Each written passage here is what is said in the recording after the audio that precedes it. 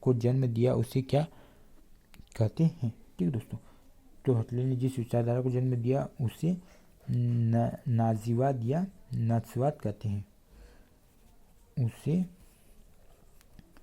नाजीवाद या नासीवाद कहते हैं। ठीक है दोस्तों, अगला क्वेश्चन दोस्तों अतिलघुत्री कि नाजीवादी विचारधारा क्या थी, समझाइए। ठीक है दोस्तों, तो नाजीवादी विचारधारा, ठीक है दोस्तों, तो इसका आंसर लिखना दोस्तों अपने को, कट्टर जर्मन राष्ट्रवाद, कट्टर जर्मन राष्ट्रवाद, देश प्रेम, विदेशी विरोधी आर्य और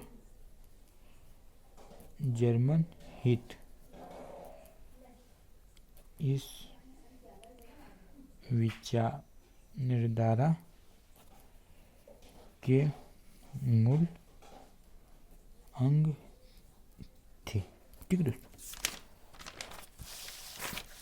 अगला प्रश्न लिखना है दोस्तों आपने को कि नाज़ी सोच के खास पहलू क्या थे। ठीक है दोस्तों, तो पहला पहलू था दोस्तों कि नस्ली श्रेष्ठता की भावना,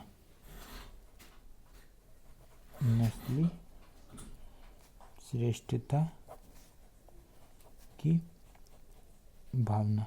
ठीक है दोस्तों, दूसरा पॉइंट है दोस्तों कि यहूदियों का विरोध, यहूदियों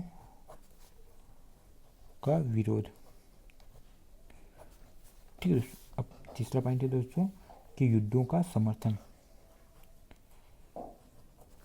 युद्धों का समर्थन। ठीक है दोस्तों, अब तीसरा प्रश्न दोस्तों कि वाइमर गणराज्य के सामने क्या समस्या थी। ठीक है दोस्तों, तो पहली समस्या थी दोस्तों कि प्रथम विश्व युद्ध के उपरांत जर्मन पर थोपी गई वसीयत,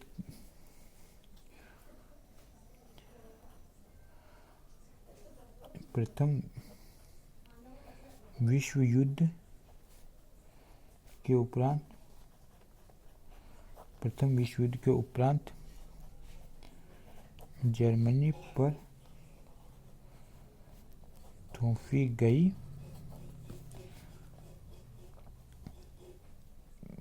वर्षी की कठोर एवं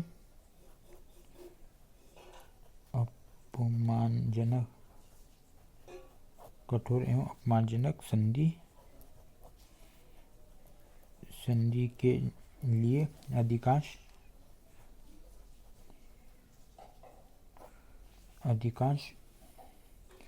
जर्मन वाइस गणराज्य को कमी जिम्मेदार मानती थी। ठीक है दोस्तों, अब दूसरा पॉइंट लिखना है दोस्तों अपने को कि रूसी क्रांति की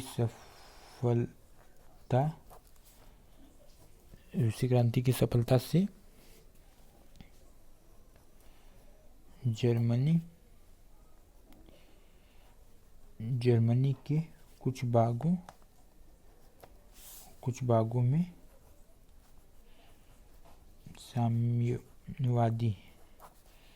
साम्यवादी प्रभाव तेजी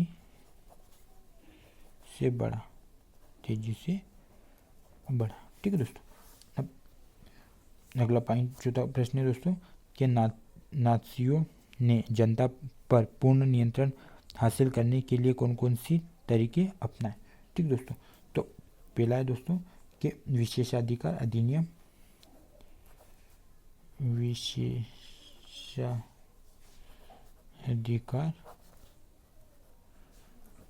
अधिनियम 1933 द्वारा संसद के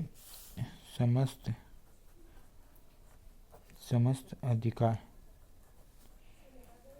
अधिकार हिटलर हिटलर को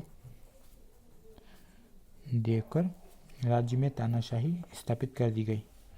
देकर राज्य में तानाशाही स्थापित कर दी गई। ठीक है दोस्तों, तानाशाही। ठीक है दोस्तों, ठीक है दोस्तों।